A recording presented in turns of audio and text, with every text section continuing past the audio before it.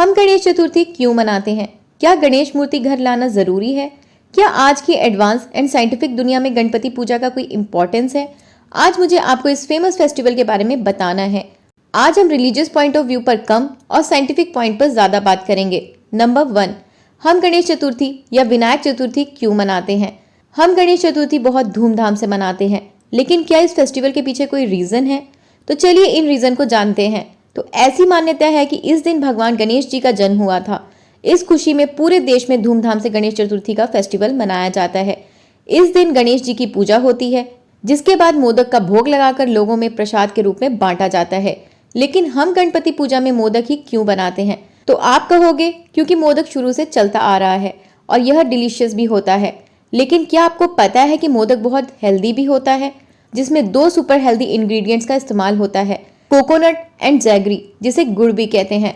Coconut is easy to digest, ये आपके metabolism को बूस्ट करता है, यह आपके बॉडी में गुड कोलेस्ट्रॉल को बढ़ाता है, मॉनसून में होने वाले कॉमन इन्फेक्शंस और डिजीज काउजिंग बैक्टीरिया से फाइट करने में हेल्प करता है। Jaggery is important source of energy, जो हमें कोल्ड फ्लू से लड़ने में मदद करता है। जैगरी लीवर को डिटॉक्सिफाई करता है और डाइजेस्टिव एंजाइम को एक्टिव करता है। And you know above all secret over here steaming. Steaming retains 90% of the antioxidants. Steaming से खाने का कलर, उसका फ्लेवर और टेक्सचर रिटेन होता है। Steaming preserves vitamins like B and C, potassium, phosphorus, zinc and many other minerals. इसलिए गणेश चतुर्थी के दौरान जब हम मोदक को प्रसाद के रूप में लेते हैं तो उसमें मौजूद कई न्यूट्रिएंट्स हमें मिलती हैं। नंबर 2, गणेश मूर्ति हम अपने घर क्यों लेकर आते हैं?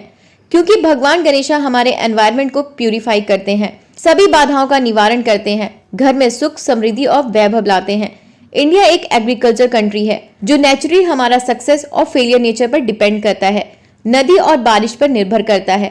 तो नेचुरली अगर नदी और तालाब का पानी साफ होगा और एक सही लेवल पर मेंटेन होगा तो उससे सभी को फायदा होगा। पहले के समय में भारत के अलग अलग हिस्सों में नेचुरल तरीके से भगवान की मूर्तियां बनाई जाती थी, कभी स्पेशल मिट्टी से या तो फिर कभी हल्दी से। लेकिन आज ऑलमोस्ट हर मूर्ति पीओपी की बनती है। एक मिट्टी से बनाई हुई मूर्ति पानी में जल्दी से घुल जाती है क्योंकि इसका पूरा प्रोसेस नेचुरल होता है, इसलिए पॉल्यूशन एकदम 0 होता है। हल्दी एक नेचुरल इम्यूनिटी बूस्टर है, तो ये पानी में मौजूद बैक्टीरिया और जर्म्स को किल कर देती है और डिसइंफेक्टेंट है। तो हल्दी से बनाई हुई मूर्ति जब पानी में डिसॉल्व होती है तो ये पानी में मौजूद बैक्टीरिया और जर्म्स को किल कर देती है। साथ ही कुछ कल्चर में स्पेशल मिट्टी यूज होती है, जिसकी वजह से पानी में तैरने वाले पार्टिकल्स आपस में अट्रैक्ट होकर नीचे सेटल हो जाते हैं, जिसकी वजह से पानी का टॉप लेयर साफ रहता है। भगवान गणेशा लव दुर्वा। दुर्वा एक इन्वेसिव स्पीसीज है जो सारे लैंड्स को कवर करके लैंड्स के न्यूट्रिएंट्स और फर्टिलिटी को खत्म कर सकती है। लेकिन साथ ही में दुर्वा में बहुत सारी मेडिकल क्वालिटीज एंड न्यूट्रिशन भी होता है। गणपति पूजा के पूरे प्रोसेस में इन 21 हर्ब्स का यूज होता है। तो जब यह हर्ब्स विसर्जन के समय पानी में जाते हैं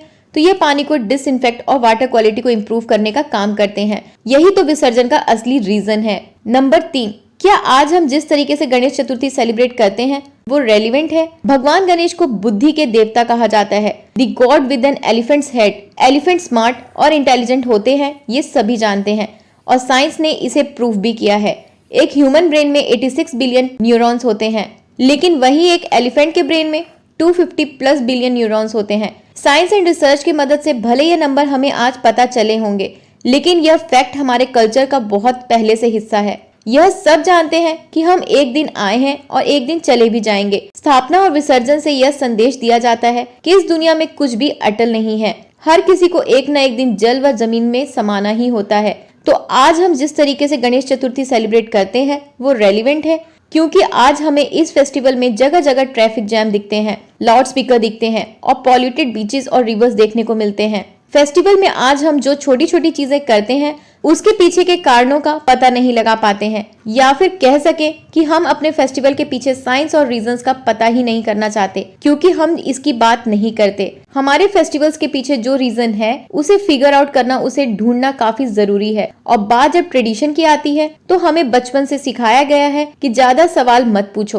और यही हमारे प्रोग्रेस का सबसे बड़ा रुकावट बन गया है। तो हमें क्या करना चाहिए? तो हमें इस रुकावट को दूर करना है। अगर कोई आपसे सवाल करता है तो उस सवाल को इग्नोर मत कीजिए, उसे छोटा मत समझिए, कोशिश कीजिए उस क्वेश्चन का आंसर देने का। कहते हैं ना, भगवान गणेश बुद्धि के देवता हैं, तो take it as a challenge. आपको आपके कल्चर के बारे में जो चीजें समझ में नहीं आती उन्हें समझने की कोशिश कीजिए, क्योंकि जब हम वैलिड सवाल पूछते हैं और ये समझते हैं कि ये फेस्टिवल एक्चुअली एक प्यूरिफिकेशन का फेस्टिवल है, तो मूर्ति पीओपी की होनी चाहिए या इको फ्रेंडली, फिर इसमें कोई कंफ्यूजन नहीं रहता, क्योंकि आपको इस फेस्टिवल का एक्चुअल मीनिंग पता होता है। अगर आप इस वीडियो के रीजन से एग्री करते हैं तो इस वीडियो को जितना हो सके उतना शेयर कीजिए, ताकि लोग हमारे फेस्टिवल के एक्चुअल मीनिंग को समझ सकें कि सिर्फ टेस्ट के लिए नहीं, हेल्थ के लिए भी मोदक खाना जरूरी है, समझ सके कि एंटरटेनमेंट के लिए नहीं, प्यूरिफिकेशन के लिए विसर्जन करना जरूरी है।